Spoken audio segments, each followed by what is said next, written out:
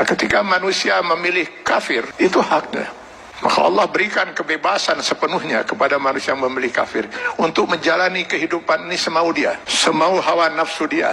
Allah berikan kebebasan sepenuhnya. Silakan baca di dalam Al-Quran atau di dalam hadis Rasulullah SAW. Tidak akan pernah kita temukan satu ayat, satu hadis di mana Allah mengatur kehidupan orang kafir. Orang kafir diberi kebebasan sepenuhnya, mau berbuat apapun di dunia ini. Tinggal dia harus menanggung resiko pilihannya itu di akhirat nanti. Tapi kepada mereka yang memilih beriman, hilang sudah kebebasan ini sepenuhnya.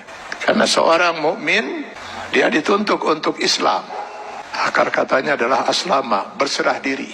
Yang beriman kepada Allah, dia harus menyerahkan dirinya sepenuhnya kepada Allah. Sepenuhnya dia siap untuk diatur hidupnya oleh Allah Subhanahu wa Ta'ala. Tanpa lagi dia mempergunakan akalnya untuk bertanya, mengapa Allah wajibkan saya berbuat ini, kenapa Allah haramkan saya melakukan ini.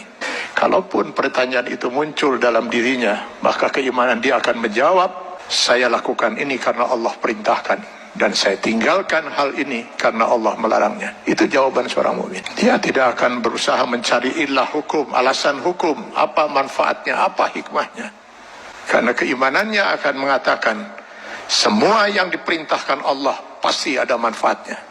Dimengerti atau tidak dimengerti oleh akal dia. Semua yang dilarang Allah pasti ada mudaratnya.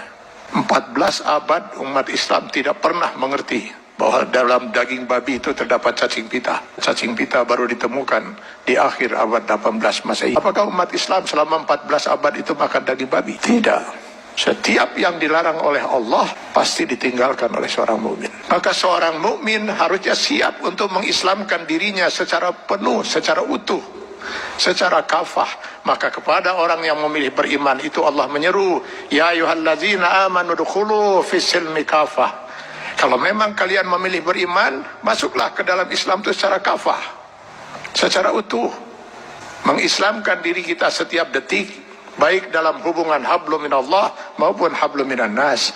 Itulah sebabnya Allah menurunkan 6.666 ayat Al-Quran, yang sebagian dari ayat Al-Quran ini dijelaskan oleh kurang lebih 5.000 hadis Rasulullah SAW. Kenapa harus Allah turunkan ribuan ayat Al-Quran dan ribuan hadis ini? Karena yang mau diatur hidup seorang mukmin itu bukan hanya sekedar sholat, saum, zakat, haji saja. Seluruh kehidupan dia per detik, Pak. Mulai dari masuk WC, keluar WC, sampai mengatur kehidupan bermasyarakat, bernegara. Ini kalau dia mau milih beriman. Kalau tidak mau diatur hidupnya, jangan milih beriman, milih kafir. Pada orang-orang yang berfaham sekularisme, liberalisme, yang ingin memisahkan agama dari kehidupan, saya sering mengatakan, kenapa repot-repot harus menolak sebagian aturan Allah? Pilih kafir, Anda bebas sebebas-bebasnya. Kalau memilih beriman, sudah hilang kebebasan itu. Dan pilihannya hanya satu di antara dua. Memilih kafir atau memilih beriman. Memilih beriman konsekuensinya kita sudah harus Islam. Mengislamkan diri kita, menyerahkan sepenuhnya diri kita untuk diatur hidup kita oleh Allah Subhanahu wa Ta'ala. Karena itu setiap orang mukmin sadar betul bahwa selamat tidaknya dia termasuk orang yang ditangisi oleh tidak oleh Rasulullah SAW. Dia harus bisa mengislamkan dirinya setiap saat. Karena yang nanti akan dimintai pertanggungjawaban di yaumil akhir bukan hanya sebatas sholat, zakat, saum, haji saja, tapi seluruh kehidupan dia per detik. Mudah-mudahan ini bisa menjadi bahan muhasabah bagi kita semua. Kita islamkan diri kita secara kafah dalam batas kemampuan yang mampu kita lakukan. Karena Allah tidak akan menuntut kita di luar kemampuan kita. Semoga kita bukan termasuk orang yang ditangisi oleh Rasulullah SAW.